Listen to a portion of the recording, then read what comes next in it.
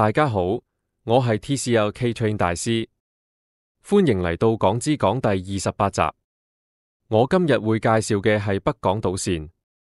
北港島線係一條將現有東涌線同將軍澳線沿港島北岸延伸嘅雙向延長線，全長約5公里，預計喺2046年後通車。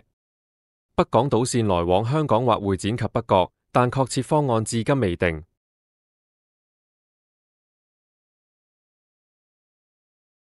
北港島線嘅概念最早喺1989年嘅中環灣仔填海工程可行性研究中被提出，當時規劃喺填海區預留一條鐵路走廊，並喺中環碼頭、天馬、會展、告士打道及維多利亞公園附近設站，以應付新發展區嘅人流。北港島線亦會由中環碼頭向北，並以反方向連接尖沙咀、紅磡等交通或商業樞紐，同時舒緩荃灣線嘅過海客流量。但後來由於機場鐵路嘅落成，取代咗原本過海段嘅角色，計劃因而遭到擱置。1993年，政府發表鐵路發展研究公眾諮詢文件，首次提出北港島線方案，計劃採用中型鐵路系統，由香港站經天馬、會展及維園來往天后站。喺鐵路發展策略2000，其中北港島線嘅規劃係為咗舒緩港島線同荃灣線嘅擠迫情況。喺規劃中係由東涌線延伸，途經天馬、會展及維園，並連接港島線炮台山至柴灣站；而將軍澳線由北角站延伸，連接港島線天后至堅尼地城站。港島線將一分為二，稱為換線方案。根據政府評估，鑒於擬議中區至灣仔填海計劃會因為保護海港條例而規模縮小，港島線銅鑼灣段及荃灣線彌敦道段直至2016年仍有載客餘量。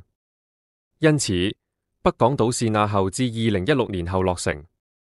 因此，政府喺2003年1月決定喺原天馬南邊界北面預留建造車站嘅用地，唔可以喺保留地之上興建任何建築物或其他結構，以備將來動工。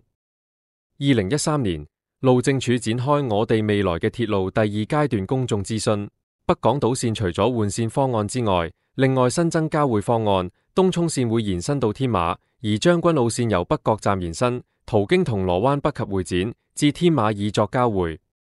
因為喺換線方案中，來往港島西同港島東嘅乘客需要轉一次車，東涌線同港島線嘅部分設備唔相容同部分界限問題。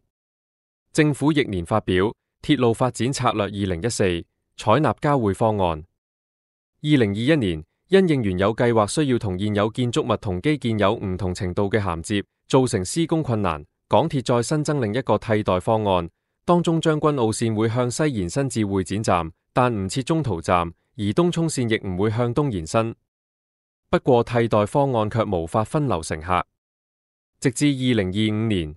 北港島線仲未有動工時間表，而根據機場鐵路掉頭隧道延展段藍圖，該隧道延展段最新嘅設計基本上排除咗天馬設站嘅可能性，所以有較大機會嘅方案係東涌線同將軍澳線直通運作。2023年12月12日，特區政府發布嘅香港主要運輸基建發展藍圖，明確指出港島線嘅容量會因應信號系統嘅提升而有所增加，而且一啲大型規劃發展項目會長遠改變香港居住同就業人口嘅分佈。因此，政府預期未來港島線可以繼續應付需求，至2046年仍然冇迫切性推進北港島線。今日北港島線嘅介紹就完到呢度，未完待續。